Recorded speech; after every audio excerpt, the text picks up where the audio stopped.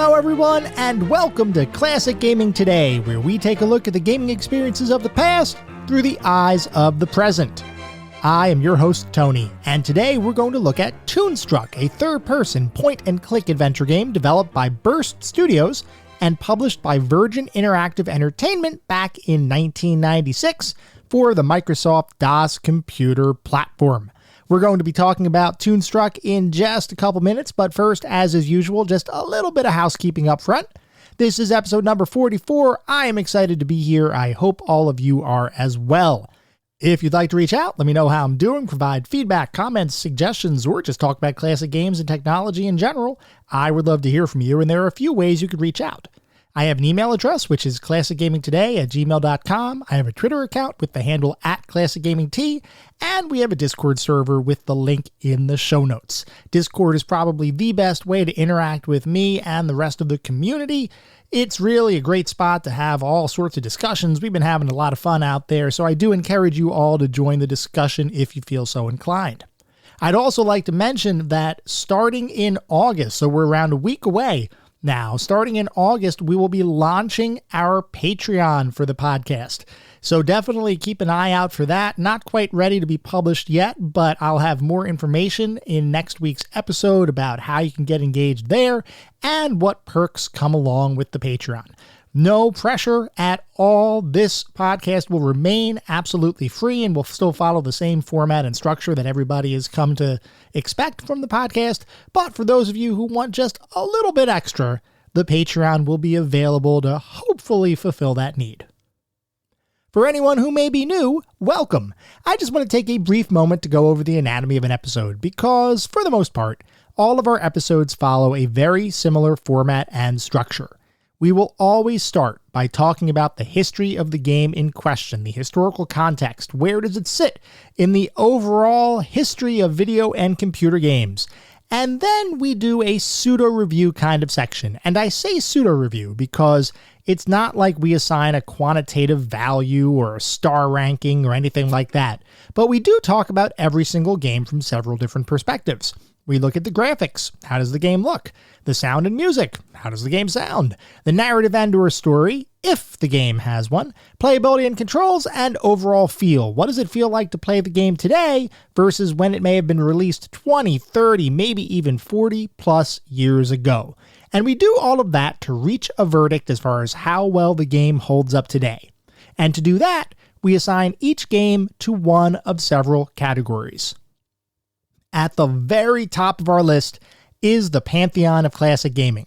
If a game reaches the pantheon, you know it is that darn good. You should still play it today. It has not aged at all. It is like a fine wine. It is just as good today as when it was released. Just beyond the pantheon are our golden oldies. These are still really good games. They're not quite pantheon level, but you should probably still play them, at least I recommend you to play them, and you will most likely have a good time, especially if you have nostalgia for the game in question, or you enjoy the genre in which the game lives. You are almost guaranteed to have a good time. These are still really worthwhile experiences, and I still highly recommend that you give them a go today. Beyond the golden oldies, we reach our mediocre mentions. This is where we start getting into the realm of games that I cannot broadly recommend to the general population. They may have either aged a bit, might have had a couple of issues to begin with. You could still have a good time. These are not irredeemable experiences, especially if you enjoy the genre in which the game lives. Go ahead if you want, give it a go, and you may actually have a good time. But I cannot recommend these games to the majority of the population. And beyond the mediocre mentions, we reach the footnotes. These are the games that are best left in the annals of history. I have played them, so you don't have to. I cannot recommend anyone play these titles today. They have either aged incredibly poorly, or they may not have been all that great to begin with. With that out of the way, we're going to start talking about the game of the day. That is Toonstruck.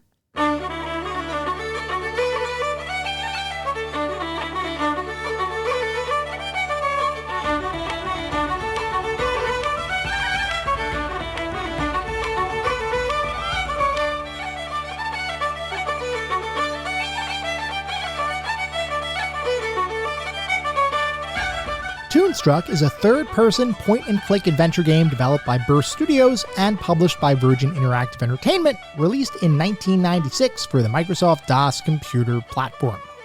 Before we can talk about Toonstruck, we have to take a step back to talk about the point-and-click adventure game genre in general. So for those of you who may not know, adventure games are one of my favorite game types in all of computer and video games. And interestingly, several years ago, I had hosted a podcast devoted exclusively to the adventure game genre. So for me, anytime we have a chance to talk about adventure games is just nostalgic. Not only did I play a ton of adventure games when I was young, but it's also somewhat of a return to a period of my podcasting life where literally all I talked about were adventure games. Anyway, for the purposes of this podcast, I don't want to dive deep into the history of adventure games, but I do want to talk in general terms about the adventure game genre and what it looked like by the time the early 90s rolled around. Longtime listeners may recall a couple of prior episodes where we touched upon this, but for those who may be new or might need a refresher, the adventure game scene from the 80s through a good chunk of the 90s were pretty much dominated by two companies, Sierra Online and LucasArts, each of whom had a very different take on what an adventure game should be.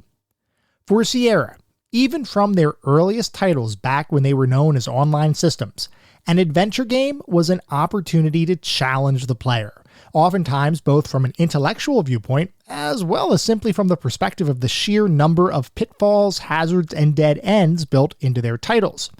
This focus on challenge was born directly from Roberta Williams' most immediate influence, the text-based game Colossal Cave Adventure, which was Williams' first exposure to computer games back in the later 1970s.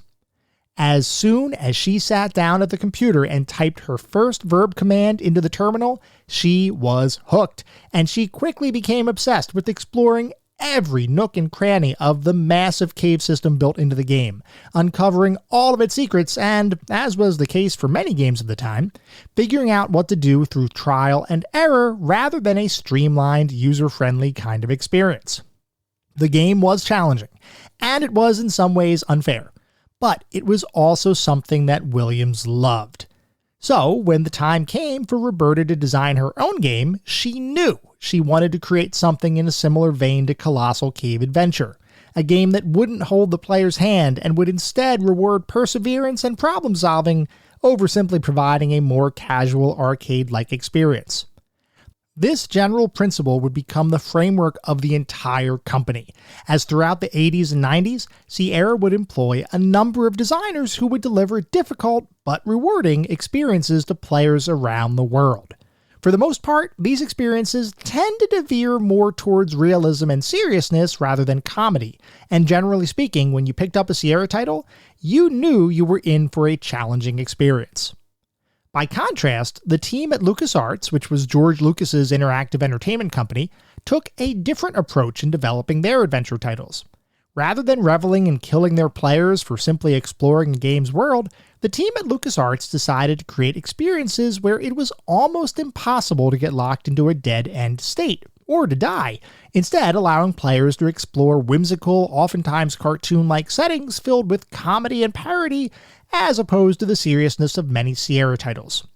For every police quest where you're chasing down a killer on the loose, there was a Monkey Island where the closest you get to violence involved slinging insults at your opponent.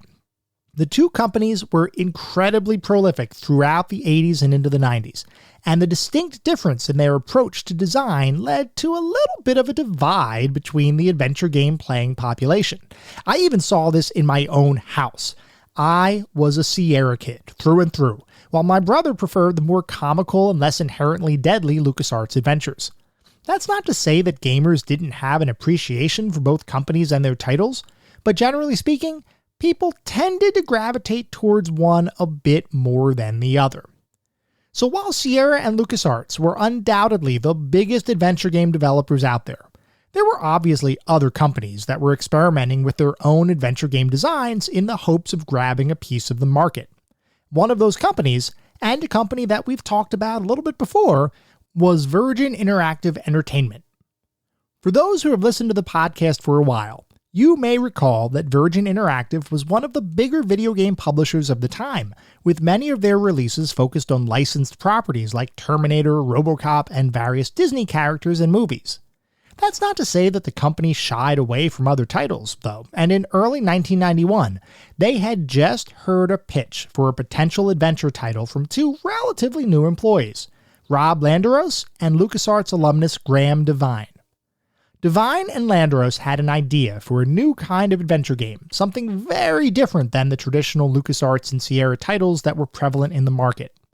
Their title would place the player in a haunted mansion, where he or she would need to navigate through the house using an entirely first-person perspective. Along the way, and in order to eventually escape, the player would need to solve a number of logic-based puzzles while learning more about the ghostly inhabitants of the mansion, all told through glorious early 90s full-motion video sequences. Some of you may have guessed that Devine's and Landeros' idea would eventually evolve into The Seventh Guest, which was a highly influential and successful puzzle adventure game released in 1993. It ended up being so popular that it almost single-handedly sold CD-ROM technology as a must-have for the future of computer gaming. And I say almost single-handedly, because the other must-have game that made CD-ROMs a household thing was Myst, which was a similarly styled adventure game by Cyan Studios. Between Seventh Guest and Myst, the game industry would be changed forever. And with the introduction of highly advanced, at least for the time, pre-rendered graphics and full-motion video, gamers were quickly becoming more immersed in their games than ever before. Seventh Guest was a huge success for Virgin Interactive, and would sell over 2 million copies for the company. Despite that success, though, things weren't all rosy at Virgin. Like we mentioned, Virgin was primarily a game publisher rather than a game developer. While they did have some internally developed titles, most of those games were really created by the equivalent of subsidiary development companies who were bankrolled by Virgin, but not directly part of the broader company. Seventh Guest, in fact, was one of those titles developed by a pseudo-subsidiary company. While Devine and Landeros began by being employed by Virgin, they were told to create their own company before launching development on Seventh Guest, which is what led to the creation of the company Trilobite. Outside of that kind of arrangement, though, Virgin did maintain a small internal development staff, with its star designer and programmer being David Perry, who at the time was most famous for the Sega Genesis version of Aladdin and its revolutionary approach to integrating hand-drawn Disney animation into an actual playable game.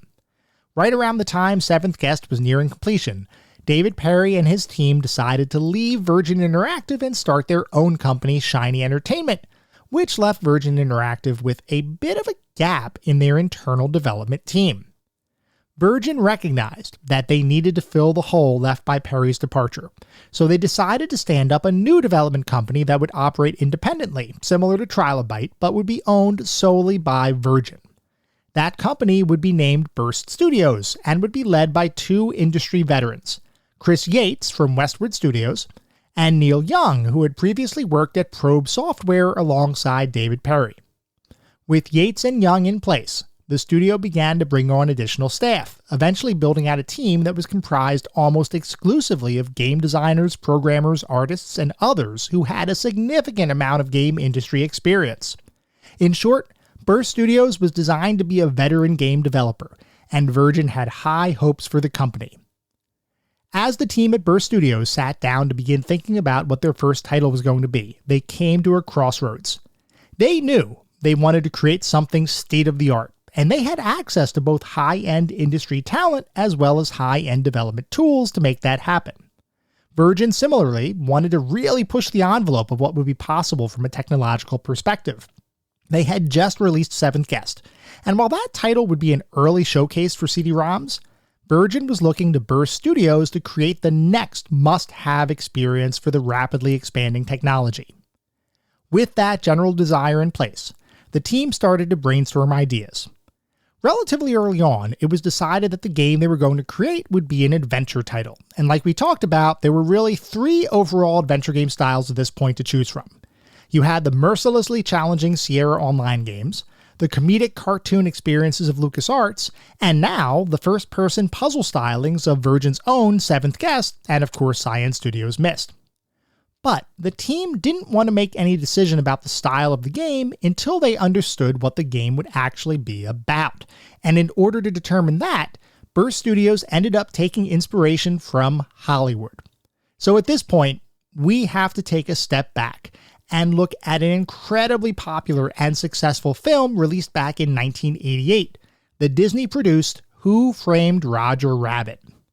Who Framed Roger Rabbit's story was set in 1940s era Hollywood, in a world where cartoon characters and real people worked side by side and lived in the same world. While we won't dive deep into the specific plot points of the film today, the movie was, from a technological perspective, an absolute marvel, as it combined real-world locations and filmed actors with hand-drawn animated characters to create what can only be described as a seamless, unified world where you really believed that cartoons and actors were inhabiting the same space and interacting with each other directly. This, of course, wasn't true in reality, but the movie magic at play here was incredible. When Bob Hoskins and Roger Rabbit shared screen time, it almost felt like an actual buddy cop kind of relationship, despite the fact that Bob Hoskins was a real-world detective and Roger Rabbit was, well, a cartoon rabbit. Similarly, when Christopher Lloyd tortured an innocent Toon by dipping them into a vat of acid-like liquid, you felt bad for the hand-drawn character, and it really looked like Lloyd was interacting with another person, so to speak, on the screen, as opposed to a bunch of composited video shots and green screen imagery. It was all stunning. As you can probably guess, I love Who Framed Roger Rabbit. And interestingly, so did the team at Burst Studios, who decided that their first game would be a sort of reverse take on the film. Rather than having cartoons inhabit real-world locations, what if you took a real person and interjected them into a purely cartoon world? That, in a nutshell, would form the basis of the game that would eventually be known as Toonstruck. With development starting in October of 1993, early versions of the game would present a LucasArts-styled comedic adventure narrative in which the game world was slowly being drained of its color as the result of a villain's evil doing. And this world, which once again would be inhabited entirely by cartoon characters, would need to be saved by you, the player. In this version of the title, known internally as Trouble in Toonland, the player would control a young boy who for some reason had been sucked into the cartoon world, and he would need to figure out why the world was losing its color, solving puzzles, and interacting with various characters along the way, until finally he'd confront the nefarious villain responsible for the chromatic capers plaguing the world to put an end to his reign of black and white terror. This narrative, however, would be revised several times over the course of the months that followed, and what started as a kid-friendly adventure starring a young boy attempting to restore color to a cartoon world would morph into a more mature-themed comedic adventure title, starring instead a middle-aged cartoonist and animator named Drew Blank, who, after a night of trying to rework a popular cartoon series at the behest of his overbearing boss, would be sucked into the cartoon world of his own creation, encountering the characters he had previously given life to. The major conceit here was that Drew was in his creation's world now, a cartoon landscape, and as such, once in that world, cartoon logic applied. Meaning, the rulebook would effectively be thrown out the window, leading to zany situations that would feel right at home on an episode of Tom and Jerry, which, for those who may not know, was a popular cartoon from the 1960s. By the way, when I mentioned that the game began to take shape as a more mature-themed title, I really mean it. In fact, the lead designer, Richard Hare, is on record as saying that one of his overall goals was to make sure that every single player at some point would be shocked by the game's humor. And I can tell you from personal experience that the game's designers did in fact achieve that goal, at least based on my own personal experience. My favorite scene was probably the one that involved a dominatrix sheep and a bondage-obsessed cow who constantly asks her bad friend to whip her cream. Yeah, that actually happens in this game. Anyway, with the narrative structure and overall themes beginning to fall into place, the team began to create the framework for the game, which, like I mentioned, would mimic the traditional LucasArts style of adventure game. Originally, the game designers attempted to create their own engine for the game, similar in many ways to the venerable Scum engine utilized by Lucas titles. But that technology would shift early on, with the game eventually using the same engine as Westwood's Legend of Corandia, Malcolm's Revenge, which was a different point-and-click adventure published by Virgin Interactive back in 1994. With that engine in place, work continued on creating all of the various aspects of the game, including the overall interface and controls, which followed a streamlined approach to point-and-click adventure gaming. Rather than having a ton of different actions available to the player, the game would be designed with two basic controls in place. By right-clicking, you could learn more about an object, which was effectively the game's look command in adventure game parlance, while the left-click action would instead change based on the context of the hotspot that you were hovering over. So, if you're mousing over a character, the icon in action would turn into a talk option. If you're mousing over a usable object, the icon in action would turn into a use option, and so on and so on and so on. This integration of common adventure game commands into a more context-driven approach served to streamline the experience and provide first-time players with an easier inroad into the game, as Toonstruck was being designed to appeal to a broad audience, not just adventure game aficionados. Speaking of appealing to a broad audience, Burst Studios took great efforts to make their game feel not just like a game, but to appear to be an actual classic cartoon caper, complete with animation stylings, voice acting, music, and settings that were ripped straight out of cartoons created by animation legends like Walt Disney, Hanna-Barbera, and Warner Brothers. Reminiscent once again to Who Framed Roger Rabbit and its 1940s setting, Toonstruck would utilize an animation style that directly referenced similar 1940s and 1950s cartoons, intentionally using hand-drawn imagery and using actual paper and pencil to draw characters and scenes as opposed to the more advanced computer-generated imagery available at the time. That served to evoke the feeling that you were actually playing a classic cartoon as opposed to simply playing a game. By the end of development, over 11,000 distinct hand-drawn animations would be created for the game, with computers only being used to color the scenes and characters. Everything else was drawn by hand on paper, similar to the way classic cartoons had been created. In fact, almost the entire game is effectively a cartoon, as the only non-cartoon elements are the actual filmed sequences, including the player character, all of which would be presented in full motion video goodness.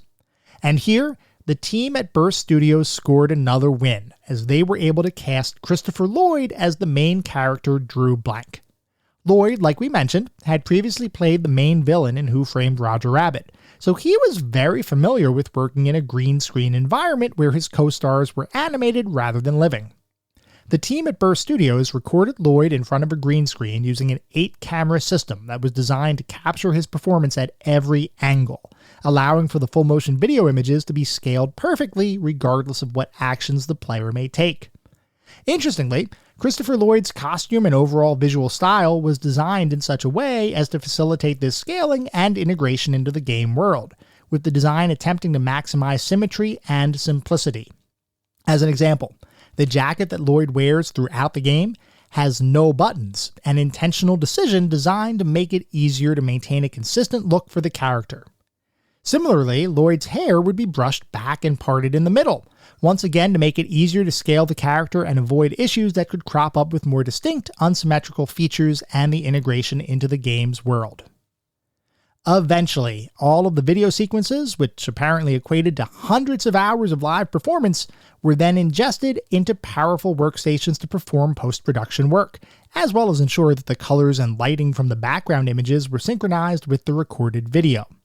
In fact, the team actually recorded much more content than they ended up using in the game, mainly because the team had a great deal of creative freedom to create the game that best mapped their overarching vision, which meant pretty much any idea they had that might equate to a fun player experience was recorded and designed to be a part of the game. This all worked great, until the game started to run behind schedule and over budget, at which point Virgin Interactive stepped in and mandated the game to be cut in half, with all of the additional video and animated sequences being set aside for an eventual sequel. More on that in just a little bit. Other than the creativity of the Burst Studios team, one of the other reasons for the game's rising budget was the fact that they didn't want to just create a game with fully voiced characters. They wanted to create a game with professional level, impeccable quality voice-acted characters. And here, the team spared no expense, bringing in a bevy of well-known voice actors like Dan Castellaneta of Homer Simpson fame, Tim Curry, Dom DeLuise, and David Ogden Stiers, just to name a few, along with various other actors who had direct experience with providing voices to a variety of cartoon characters. Turning our attention to music, here once again the team took inspiration from the cartoons of the past. For those who may be unaware, many cartoons from the 1930s through around the 1960s used a variety of classical music for their background tracks. Not to say that there wasn't specific music composed for those cartoons, but a lot of the interludes and main themes were in fact classical compositions. Toonstruck, in an effort once again to mimic the style of classic cartoons, did the same exact thing, with various public domain classical music being included in the game to go along with the music that would be composed specifically for the title. Even sound effects from prior cartoons were leveraged to further enhance that classic animation feeling. As you might imagine, Toonstruck was quickly becoming, effectively, a love letter to the golden era of cartoon animation. Eventually, all of the various elements of the game would come together into an integrated package, and Toonstruck would release for the Microsoft DOS computer platform in late October 1996, which was a full year beyond its original release date. Critics, upon receiving the title, generally liked what they saw, with most declaring that the title was a worthy successor to the LucasArts classics like Day of the Tentacle and Monkey Island. Many praised the game's voice acting, graphics, animation, and seamless integration of full-motion video content and animated imagery, while others lauded the game's well-designed puzzles and overall gameplay structure. While the game wouldn't be quite universally praised, most people agreed this was a worthwhile experience. The only issue was, Toonstruck released in late 1996, and at this point, we were well beyond the point where adventure games were considered a popular genre. Recall our discussion earlier about the major adventure game developers of the 80s and early 90s, primarily LucasArts and Sierra. As the later 90s approached, many gamers shifted their focus to more fast-paced, action-driven experiences like the exploding first-person shooter genre, as well as newer graphics-rich titles supported by the spread of 3D accelerator technology. A two-dimensional, traditional point-and-click adventure title by a relatively small-scale adventure game developer was always going to have a tough time in the game industry of the time, and ultimately, Toonstruck failed to live up to sales expectations, only selling 150,000 copies after release. This wasn't an insignificant number, but it didn't result in much, if any, profit compared to the overall budget for the title, which had ballooned to around $8 million in 1996 dollars, which is approximately $13 million if adjusted for inflation. Beyond releasing the game in a genre that was falling in popularity, there were several other reasons various individuals have noted as being potential causes for the less than stellar sales of the title. One of those reasons, offered up by the development team, was a failure in terms of marketing the title. Like we mentioned before, Toonstruck is a game that is not afraid to tackle more mature themes, and despite being a cartoon-driven experience, this is decidedly not a kid's game. But the game wasn't really marketed as a more adult title, and even the packaging focused on the more over-the-top cartoon-esque nature of the gameplay, which as designed, made it seem more like a children's game. The thing is though, children of the time weren't really interested in point-and-click adventure games, which honestly is probably a blessing in disguise in this case given the mature subject matter. Many of the adults of the time, many of which had grown up playing adventure titles of the 80s, didn't realize that Toonstruck was more geared towards them as opposed to their children, and this led to a perfect storm kind of situation, which definitely resulted in lower sales than it could have achieved. Another potential cause given by the development team was related to the compromises that had to be made to effectively cut the game in half, given the schedule and budget issues the team was facing. Now, I will say, this one feels to me a little bit like revisionist history, as the general game-playing public likely didn't know that they were only getting half of what the team originally envisioned. And while we'll talk about my opinion of the game in a little bit, I honestly don't feel like we were shortchanged with the content that was provided. It's not like it felt like a lesser title, and its length actually felt kind of appropriate. Regardless of the reason for the game's lower sales figures though, the fact remains, it was a commercial disappointment for Virgin Interactive, and that overall disappointment led the company to cancel any plans for actually releasing the proposed sequel, which would have included the second half of the game we've just been talking about. The story doesn't end there though, as Keith Aram, the audio director and composer for the game, has been working for the last 15 years to try to gather enough support to justify a remastered version of the title, which would restore the cut content, releasing the game as a truly definitive edition of the experience. This effort unfortunately seems stuck in purgatory at the moment, as trying to acquire all of the different intellectual property rights has proven to be challenging. That hasn't stopped fans from trying to do the work themselves, though, and while I've heard that there is a fan-made version of the restored content somewhere, I haven't personally played it or watched the videos of the fan-made version. For the rest of the population who want to experience the original title, there is good news, as the game was released on both GOG and Steam in recent years, with the GOG version even including a port to both Mac and Linux-based platforms. I did test out the Steam version of the title, and I can affirm that it performs exactly as you would expect. Toonstruck is a game that has both flown under the radar a bit, as well as received a fair amount of acclaim over its lifetime, which makes it somewhat unique as an underappreciated gem in computer and adventure gaming.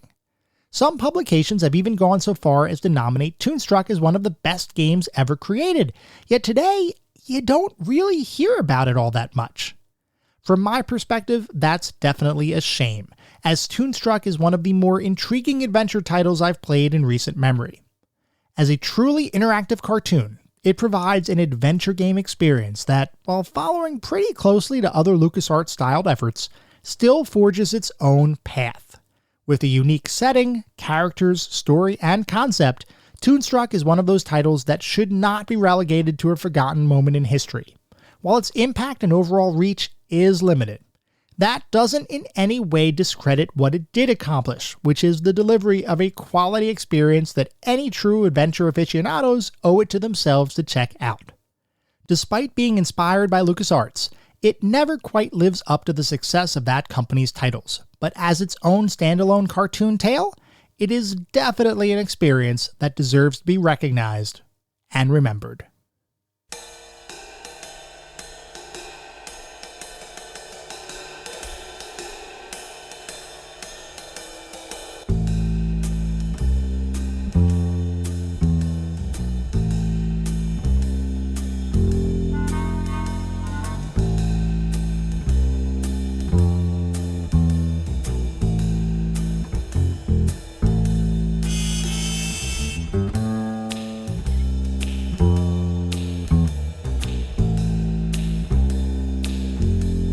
We are now going to shift to start talking about what it feels like to play the game today versus when it was released, almost 30 years ago.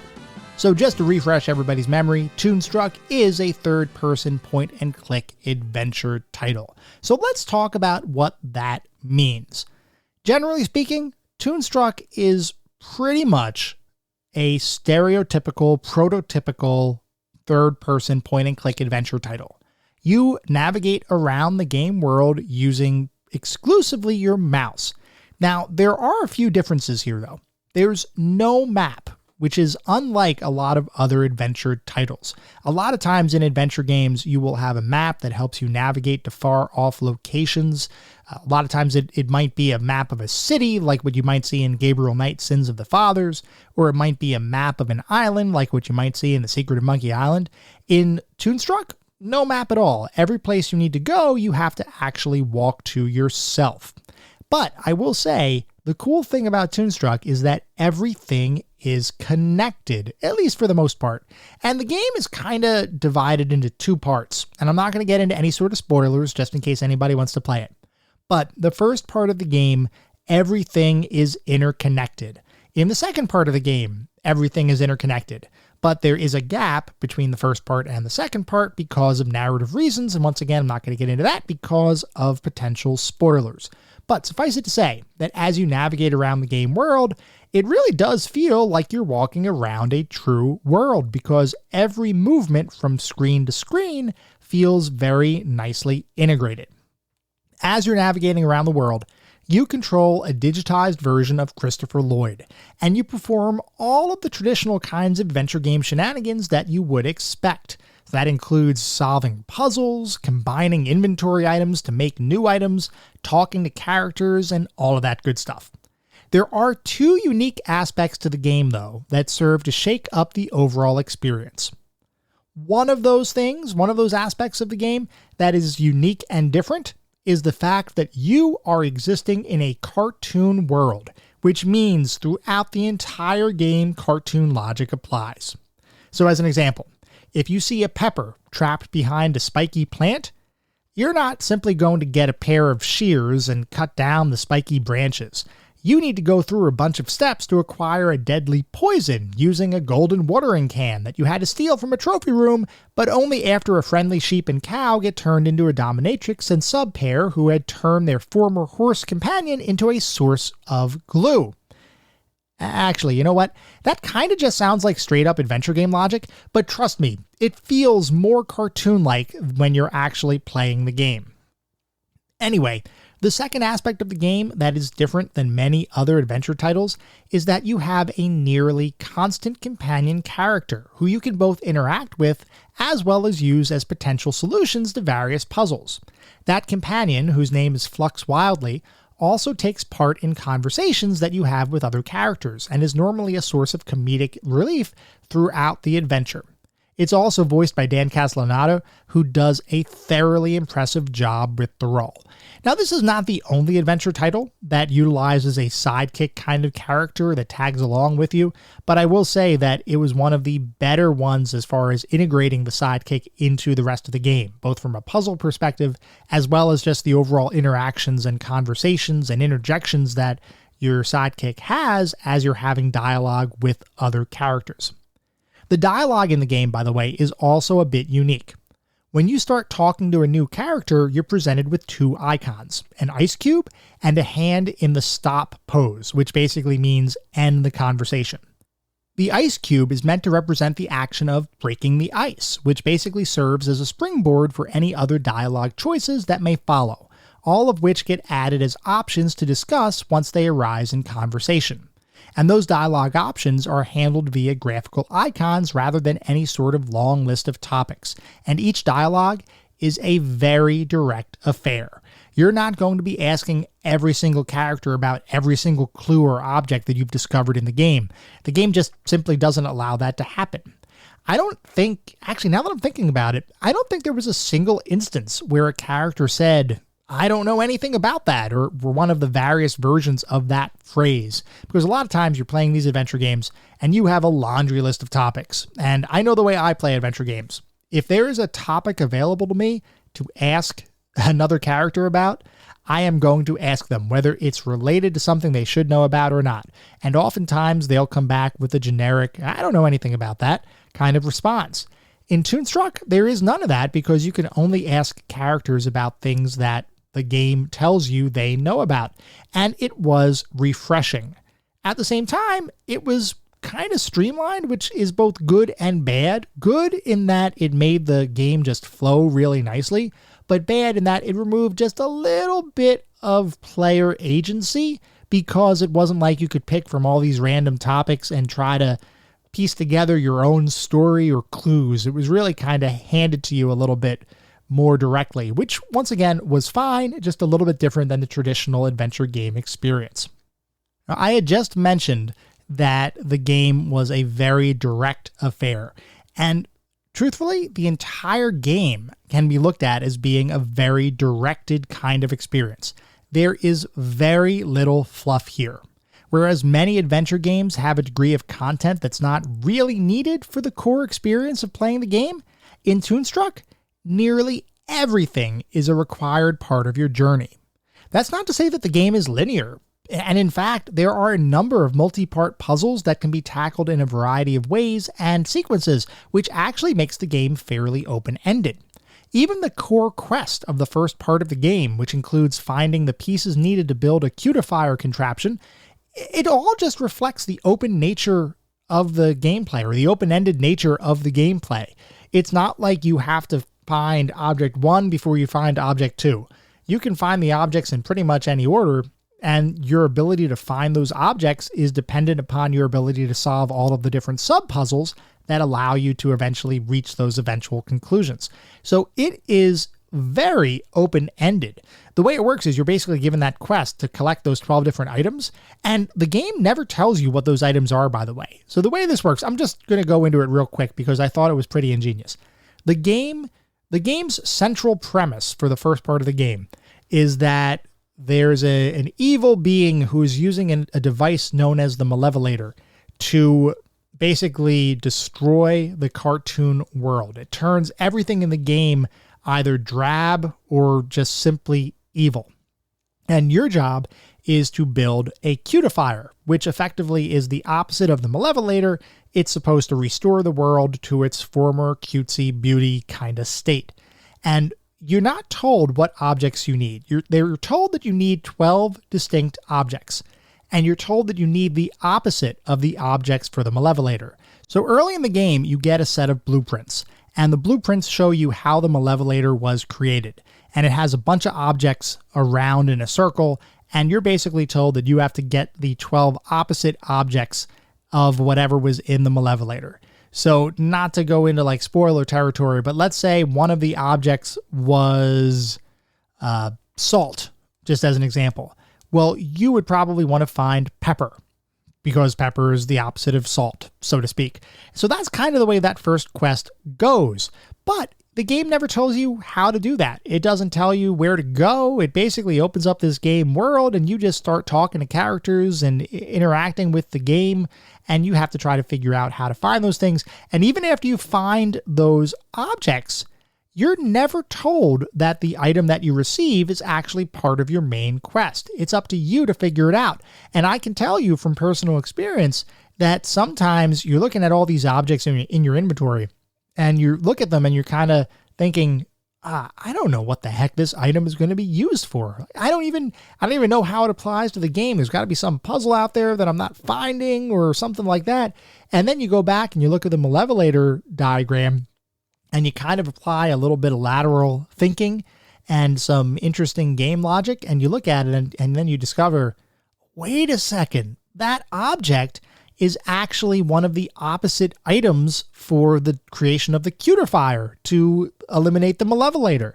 And you didn't even think about it at the time because it just wasn't overtly obvious, which I thought was awesome because it kind of gave you that aha moment. And as you guys know, if you've listened to me for a while, I love the aha moment that happens in a really good adventure game with really good puzzles.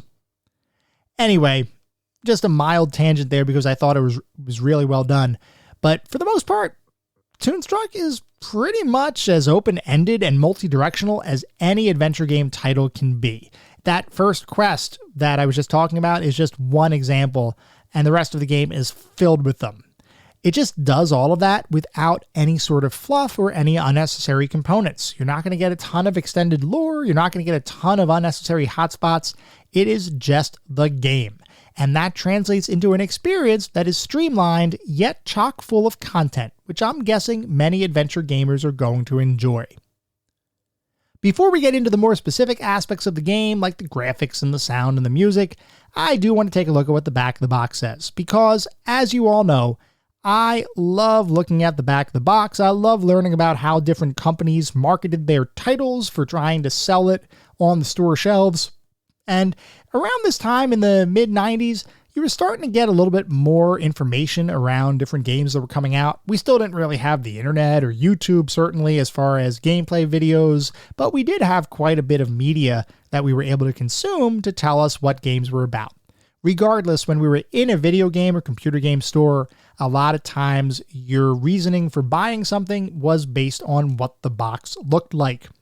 And like we talked about a little bit earlier, Toonstruck was really kind of marketed strangely.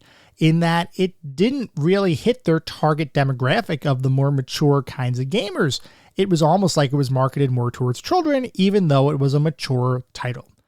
So anyway, for Toonstruck, the back of the box says, as Drew Blank, animator of the Fluffy Fluffy Bun Bun Show, your life hasn't turned out exactly as planned. Your boss has it in for you, your creativity's left town on you, and just when you think it can't get much worse, it does. A freak accident involving electronics, don't ask, spins you headfirst into the whacked out and not so warm and fuzzy world of your own cartoon creations. To get home, you'll need to unravel the secrets of these loony lands before they unravel you. Outsmart demented clowns, outshock cross-dressing livestock, and outwit a diabolical count named Nefarious. It's a mind-reeling Toonatopia that'll have you acting so depraved you might even shock yourself. Send someone an exploding turkey. Watch Spike the Clown torture balloon animals. And if you've got any energy left, try preventing an all-out war between the cartoon forces of good and evil. Word to the wise, better pack an anvil. And then there are some screenshots that make the game look awesome because they have full motion video sequences interspersed with cartoon visuals, and then some bullets about various features of the game, such as 2 CDs jam-packed full of hilarious adventure gameplay and a whole world of bizarre characters. Starring Christopher Lloyd and featuring the vocal talents of Tim Curry, Dan Castellaneta, who is TV's Homer Simpson, Dom DeLuise, and gold-throated artists featured in Aladdin, Animaniacs, and more. Over 40,000 frames of animation and over 75 unique locations crammed full of puzzles, and integration of live-action video and traditional animation unlike anything ever experienced. So I will say that the box definitely felt a little bit more mature than what I think the developers and various teams were saying, that they were kind of complaining, oh, it wasn't really marketed the right way. Reading the back of the box just now, I could see how it was kind of marketed a little bit more mature. But I will say that the front of the box did not get that across. So you have to actually flip that box over to be able to see, oh yeah, this is not a kid's game. It might be something for an adult. Anyway, I thought the box was actually done pretty well. I certainly would have picked up that game if I saw it at the time. And I can't recall, I don't believe I ever bought Toonstruck back when I was younger. I don't think I bought it when it was originally released. I do have it in my collection today, but I do not believe I actually purchased it back in 1996. Anyway, let's move on and start talking about the more specific aspects of the game. We're going to start by talking about the graphics. So the game's graphics, which are primarily cartoon visuals, are simply stunning. Not necessarily from the perspective of technologically advanced computer graphics, but more from the perspective of perfectly emulating their inspiration, which were classic cartoons and animations from the 30s, 40s, and 50s. There wasn't a single screen that went by where I didn't think, hey, this really does look like a cartoon, and the various animations included throughout the game had a decidedly hand-drawn and partially low-fidelity feel to them. Let me explain what I mean. Cartoons from the mid-1900s mostly had a very distinct look and feel to them. They felt handmade, which meant colors weren't exactly perfect, and animations weren't always super smooth.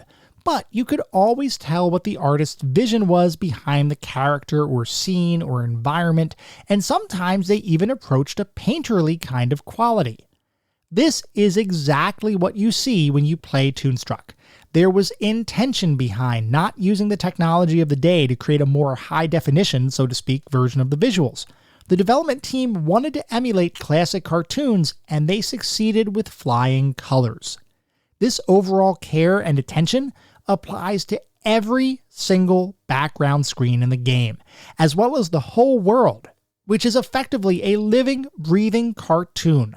There are even some background animations included in each screen that, while subtle, serve to further your suspension of disbelief that you are in fact inhabiting a cartoon world.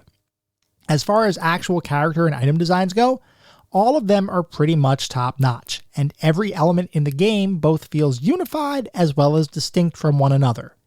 It is a tricky balance, but something I believe the team executed flawlessly. Oh, and by the way, the full motion video sequences, which you guys know I love, they all looked pretty good too. They weren't high definition, obviously, but it was definitely a higher quality FMV experience than many games of the time. I also particularly enjoyed any cutscene that included composited real-world actors and cartoon characters. It truly felt like a slightly more twisted Who Framed Roger Rabbit, and I loved it. Moving on to the sound and music, the music in the game is absolutely perfect. Literally no complaints. And you might not think that using a bunch of public domain classical music could possibly make for an engaging soundtrack, but considering this was literally the way many classic cartoon soundtracks were created, this is actually an ingenious way of selecting the music for this title. Sound effects, similarly, were all perfectly executed for the cartoon situations you'd find yourself in. Honestly, it's tough to really say anything here because the blending of music and sound effects along with the situations on the screen are simply excellent. One other aspect of the audio I do want to touch upon in more depth, though, is the voice acting. And we've talked about titles before that have hired professional voice actors or even Hollywood talent to take part in various games. Sometimes that stuff kind of works, but other times even professional talent sounds just a bit off, at least when we're talking about games from the mid-90s. Toonstruck has a long list of well-known voice and Hollywood actors, so you might be wondering whether those talents combine together to form a cohesive whole. Well, I'm here to tell you that, from my perspective, the voice acting in this game, which remember is designed as a cartoon, is quite possibly some of the best voice acting I have ever heard in a video game. Seriously, every single voice is absolutely spot on perfect, from the gravelly bass of a rough and tumble bowling alley proprietor, to the excessively saccharine, bubbly, high-pitched sounds of a bunny who believes she's just the cutest thing ever, to the smooth baritone of the big bad wolf. Every single character is perfect. I am not being hyperbolic. The acting here is superb. My only complaint, and it is a super small one, is that Christopher Lloyd can sometimes very slightly appear a bit out of touch with the scene that's playing out. This might just be a perception thing because I'm used to Christopher Lloyd playing over-the-top characters like Doc Brown or Uncle Fester, and in Toonstruck he's playing a much more down-to-earth kind of character. I'm willing to let this one slide and chalk it up to my own perspective as opposed to a true fault with the game, simply because the rest of the experience is outstanding. So moving on to the narrative and story. Toonstruck is a story about Drew Blank, a cartoonist who has worked on several well-regarded animated shows, with one, the Fluffy Fluffy Bun Bun Show, being his standout hit. One day, his boss calls Drew into his office and tells him that they need to reinvigorate the show, and his idea is to create a new Fluffy Fluffy Bun Bun Show with even more fluffy rabbits. Drew goes back to his desk to figure out how to turn around this unreasonable request by the next morning, only to fall asleep due to lack of inspiration. He eventually wakes up at 4 a.m. in the morning and, noticing his show is playing on an office television, picks up the remote control to turn it off, only to instead be sucked into the cartoon world of Fluffy Fluffy Bun Bun, where he discovers that an evil mastermind, Count Nefarious, is slowly but surely destroying the world. Drew is asked to save the world and stop Nefarious' schemes, so he sets out to begin figuring out how to do that, with trusty sidekick Flux Wildly in tow. Along the way, he encounters a number of different characters, puzzles, cartoon situations, and even some double-crossing, all leading eventually to a confrontation with Nefarious himself. Now, I've got to say, this story works really well within the context of the game and the game's cartoon world. I absolutely enjoyed the overarching story, though from my perspective, the best part of the narrative isn't necessarily the formal story arc. Instead, I think the best part of the narrative and the game's writing exists in the independent scenes that you encounter throughout the game. For anyone who hasn't played the game, take my word for it. The writing and the characters in this game are so good, and I legitimately laughed out loud several times while playing the game. This is one of those rare experiences where a game and its writing are actually funny, not just ha-ha game funny. And that's not to say that the narrative doesn't come together into a cohesive whole, because it does, and it's actually very fulfilling once you figure out how all of the different individual items you've been collecting and puzzles you've been solving come together to allow you to accomplish your quest, or at least the first part of your quest. Overall, the game just has a really solid story, which provides a strong backdrop for the entire game. The individual character interactions, dialogues, and puzzles, those are all gold. So moving on to the playability and controls, overall the controls here are pretty much exactly what you would expect from a point-and-click adventure title, in that every action you take is driven by your mouse.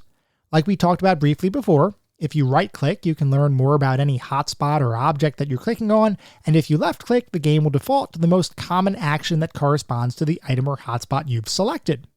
There's really not much to talk about here, as the controls are simply standard for the adventure game genre, and they all feel fine. From a playability perspective, the game feels and plays like any modern or retro adventure title, which is a good thing from my perspective. What I do want to talk about in more depth, however, are the puzzles in the game. And as many adventure gamers know, most adventure games will live and die by the quality of their puzzles. Whether inventory-driven, environmental, or dialogue-focused, puzzles in adventure games are pretty much a staple of the genre. When puzzles are integrated well into the experience, the game is almost always the better for it.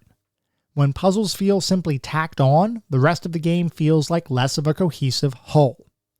And I'm here to tell you that the puzzles in Toonstruck, almost universally, are excellent, with many requiring visiting multiple locations, undertaking multiple steps, combining various unrelated objects, and even taking clues from dialogue and your environment to figure out how to proceed.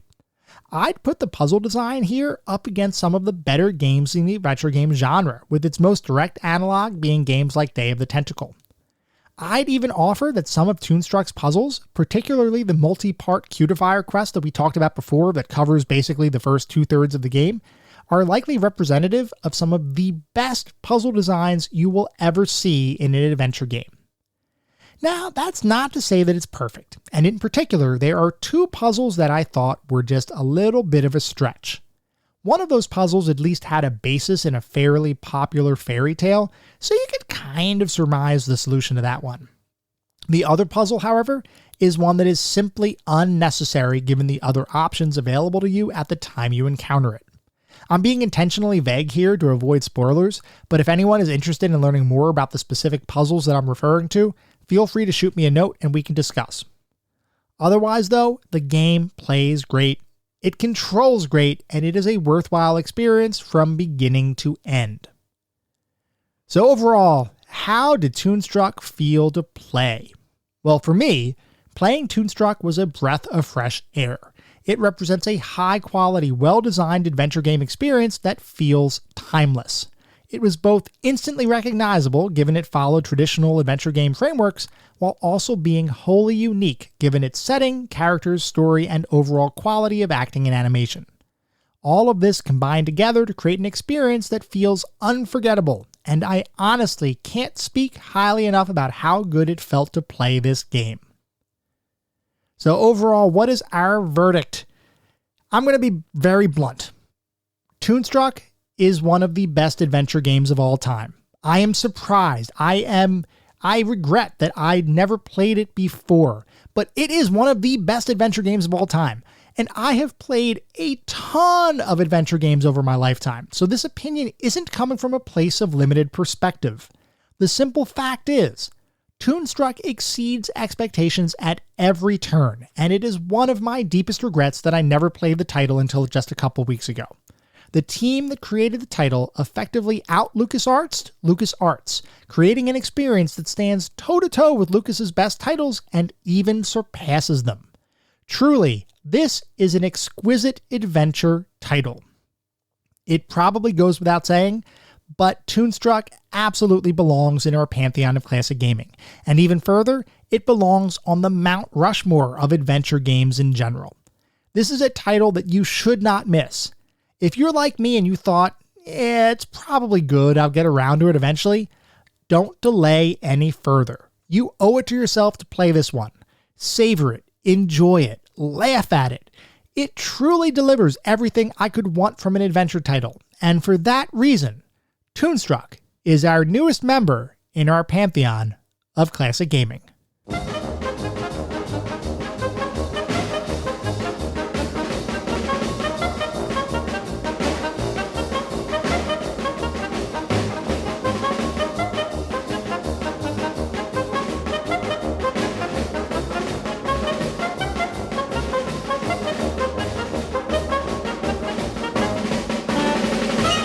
That was our episode on Toonstruck. I hope you've all enjoyed listening to it as much as I enjoyed creating it.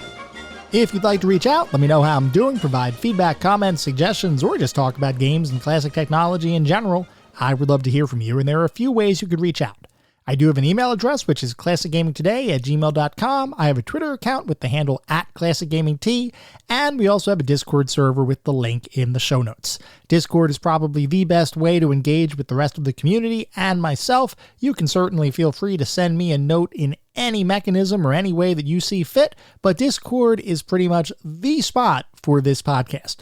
Also, like I mentioned earlier, we will be launching our Patreon next week at the beginning of August. I'm excited about that. I can't wait to share more details about that next week during next week's episode. Before we sign off for the week, I do want to mention that our next episode is going to be focused on Crash Bandicoot, so feel free to write in if you have any particularly fond or not so fond memories of that title. At the same time, I recognize you're probably listening to this podcast on any number of podcast services, so if you would feel so inclined, it'd be great if you could leave me a review. This is not about bolstering star counts. It's not about trying to harvest a ton of 5-star reviews, though if that happens, awesome. That means we're doing something right. No, what it's really all about is trying to get the feedback necessary in order to make sure that I'm creating the best possible podcast I can, and also creating the podcast that everybody wants to listen to. The only way to do that is to get some feedback, understand where we might have some gaps or areas to address possible opportunities for improvement. We continuously grow, we continue to develop the community, we literally get new listeners every single day, which is awesome, and I want to make sure that I am delivering the best possible podcast for all of us. We'll be back in around a week with our next episode focused on Crash Bandicoot. Until then, remember, sometimes the games of the past are just as good, if not better, than the games of today. Goodbye, everyone.